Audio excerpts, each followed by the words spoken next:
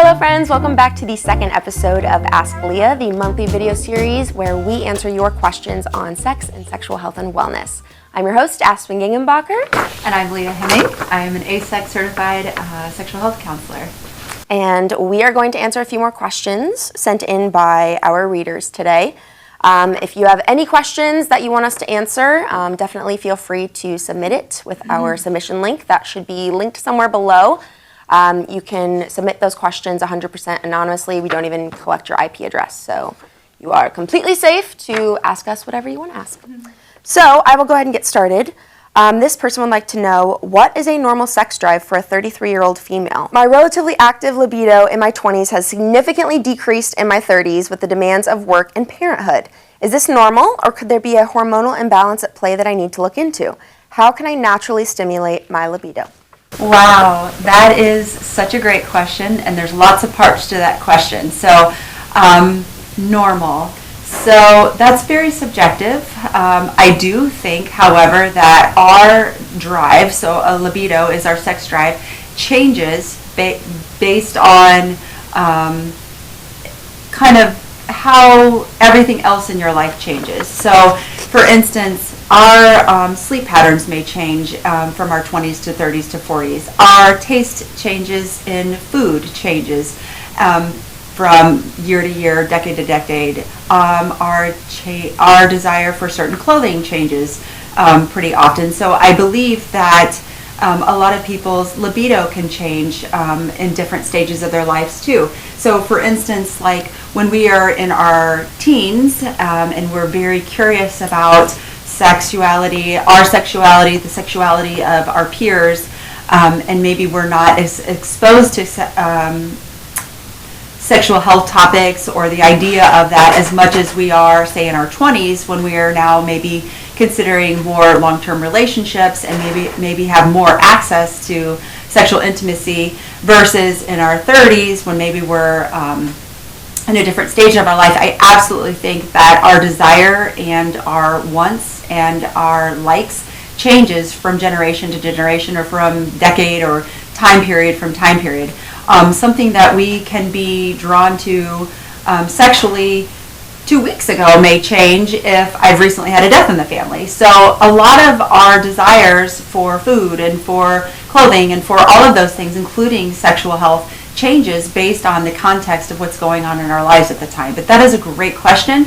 That is a very common question, and it's all related to, we are just in different chapters of our lives, and as we age, we have things that if we want to circle back around to things that we used to enjoy, we also have to remember that we are not the same person as we were when we were in our teens. We're not the same person as we were in our 20s and so forth. And so because of that, we are ever evolving, and that's the beauty of life. And so we have to continually check in with ourselves.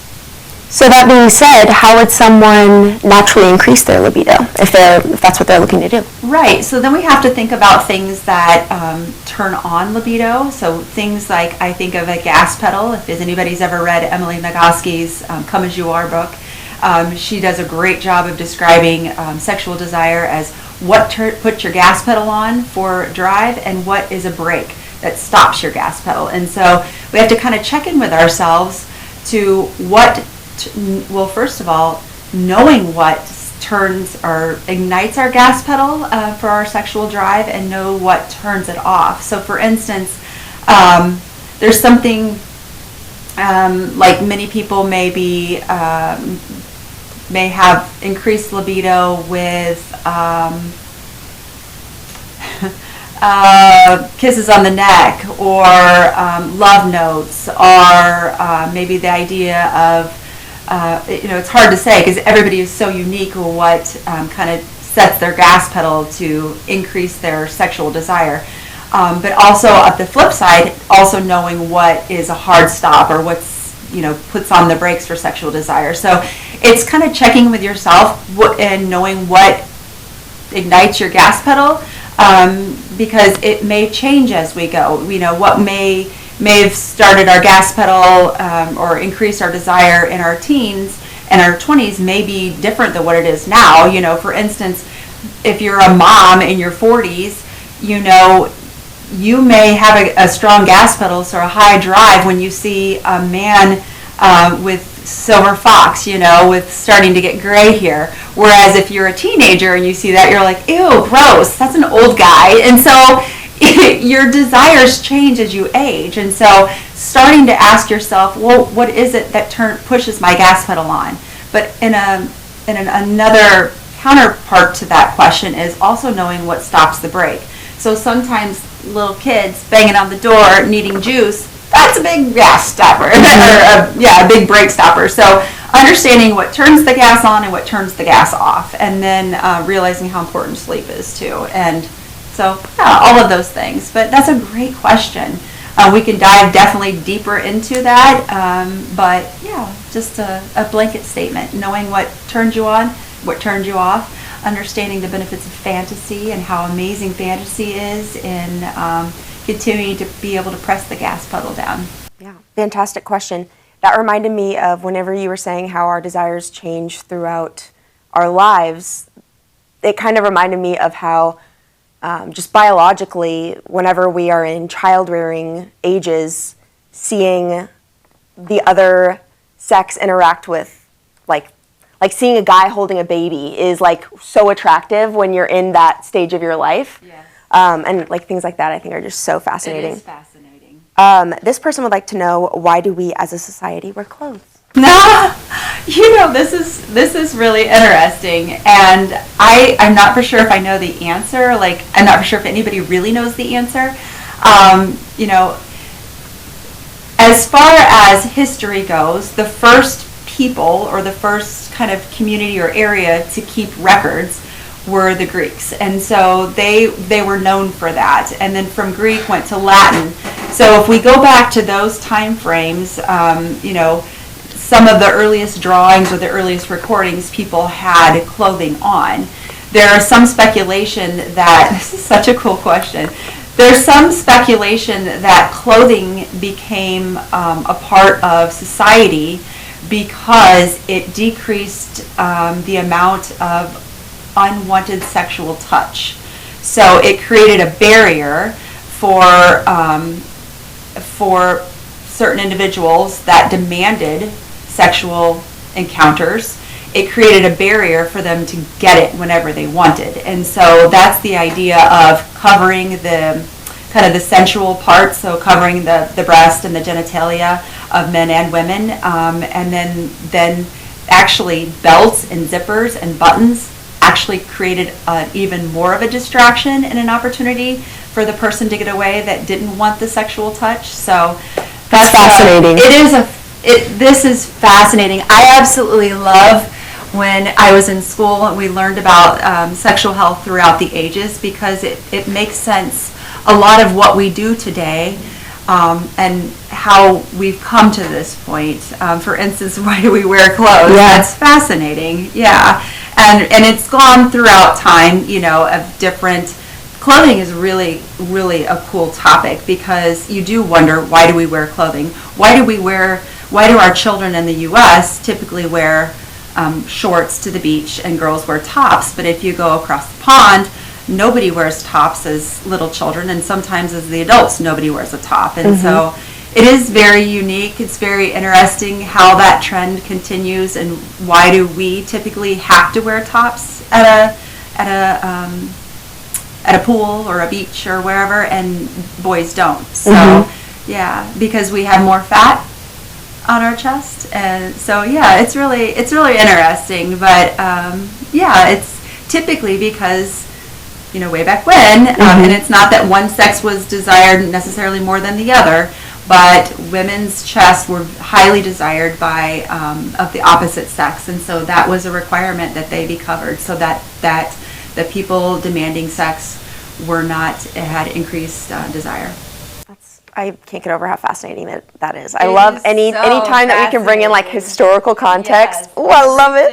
It starts from the Greeks, Yeah. and it's it's just and it's maybe not starts from the Greeks, but they were the first ones that documented it. So Yeah.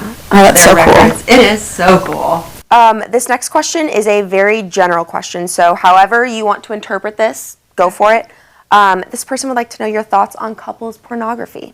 I don't know if they mean... Couples pornography. Yes, I don't know if they mean watching porn together or making porn together. I'm not sure, but interpret that however you want. As long as both parties have consented, I think pornography is fantastic. I think pornography has gotten a bad rap sometimes, but I don't think it has, because if I don't like something, I just don't participate or watch it. But I think pornography is phenomenal. Oftentimes, I've recommended pornography in certain situations. Absolutely not for teaching purposes, because it is fantasy. It's a movie, but it does a really good job of stimulating drive for patients that maybe need some, or clients that need some help with stimulation, or kind of to help with fantasy building or unlocking fantasies. I think pornography is awesome. I'm not for sure about the context of couples, what that question is, but yeah, I think that if couples are curious about watching pornography together or making pornography together, I think that is wonderful. It's home videos, however that looks, and so yeah, it's beautiful. I think it's just wonderful. I think with the advent of realistic porn, that's really exciting too, because it's able to show a lot of inclusion, and it's able to show a lot of diversity. Typically, when most people say the word pornography, they think of a very aesthetically kind of Barbie type of female character, and they think of the pretty much aesthetically Ken appearing male character, where there is very little foreplay. There is immediate penetration and immediate climax from the female and then following the male. And that is typically not realistic sexual behaviors, but it's a fantasy. And so I wouldn't watch a movie, like I wouldn't watch any of the airplane movies and expect to learn how to drive an airplane. Right. So it is, the whole purpose of it is for entertainment. It's providing entertainment, it's providing stimulation, it's providing ideas of positions and ideas of whatever else you came in there for. But I really do think that the advent of more realistic porn is becoming greater and greater as teaching tools, because when youth or adolescents or anybody hasn't had the opportunity or wasn't given the opportunity for sexual education, it is a great resource to teach them what penetration, what non-penetration, what all aspects of sex can look like, especially if your body doesn't look like somebody else's body, and most everybody's body looks different. Right. We can augment it to look similar, but typically we are not born that way. And so it's wonderful that we're able to show realistic intimacy for people that are born without a leg, or have had to have their leg removed, or are born with both sex organs. So all of that is amazing, that we're now shedding more light on what it looks like for normal intercourse and outer course, normal intimacy. But I still want to shine light on the benefits of mainstream porn too, and how awesome it is. But couples porn, yeah, thumbs up. As long as everybody's consenting to it, yeah, thumbs up. Rock on. It's awesome. And if you have not gotten a chance to read our last column, we kind of talked about some myth busting of porn, and some of the feedback that we got to that was really interesting, because there were a lot of people that responded negatively to it in saying, I can't believe that you would suggest using porn as a recipe of any kind, or otherwise saying porn is so degrading. How could you talk about it positively at all? And porn is degrading in many instances, but that's kind of why doing that article was really important, is to communicate to people that this isn't real necessarily. It's just like you said, it is a movie. It is not documentary. It Rocky is. 2, Rocky 3, Rocky Yeah. 4. I guess that could be considered degrading because you're clapping while people hit each other. Yeah. Which, again, if you're into boxing Yeah. and Stallone, yay, watch it because it's a great movie.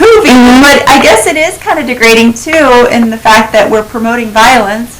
Yeah. But it's controlled violence, so don't watch it. Yeah. Like it. But yeah, I think of pornography kind of like adult Pinterest. Like, I wouldn't want to make the same recipe over and over and over again because it's going to get kind of boring. So sometimes it is great to look at some other movies or other positions that are out there that I might not have been exposed to. Yeah, it's great. If you don't like it, don't watch it. But yeah, I think it's an awesome opportunity to for entertainment. And with the advent, like I said, of kind of more realistic pornography, it's wonderful. It's only degrading if that's the type that you choose to watch. Right. And a lot of our fantasies have some kind of degrading element to it. That's kind of what makes it a fantasy. Yeah.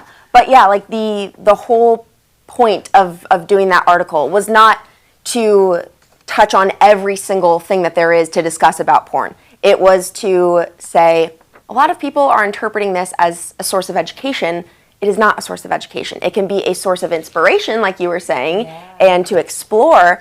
But when people view it as a how-to guide rather than anything more than something to get an idea from, perhaps, I think that's when it can be really harmful because then we're comparing ourselves to these incredibly unrealistic body standards, and I mean the entire thing of it is just not realistic, like you were just saying. So yeah. I think that I think pornography has gotten a bad rap because it has been associated with youth accessing it, but especially in recent years with like more porn being readily available for free on the internet. Yes, and they don't have to like search underneath their parents' bed for like hustling and things like that.